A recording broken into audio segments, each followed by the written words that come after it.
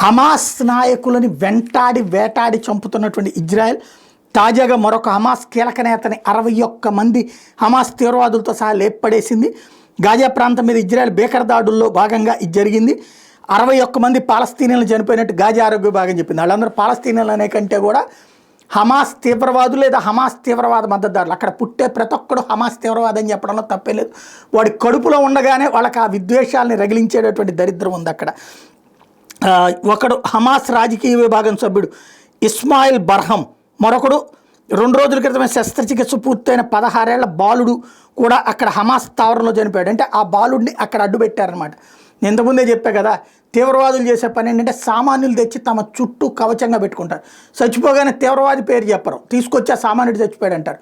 దీన్ని మిగతా ప్రపంచంలో నుండి ముస్లింలందరినీ రెచ్చగొట్టడానికి వాడతారు. ఇదొక బహిరంగ మోసం అనమాట, ఖచ్చితంగా జరుగుతున్నటువంటి నాటకం అనమాట.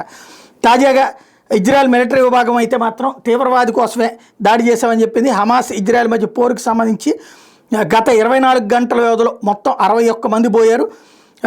టోటల్గా ఇప్పటిదాకా 50,082 మంది చచ్చిపోయారు. ఇందులో 15,613 మంది చిన్నారులు ఉన్నారన్నటువంటి కథ చెప్తుంది. అంటే 15,613 మంది చిన్నారులు బలి తీసుకున్నది హమాస్ తీవ్రవాదులు అన్న విషయం ఇక్కడ గుర్తుపెట్టుకోవాలి.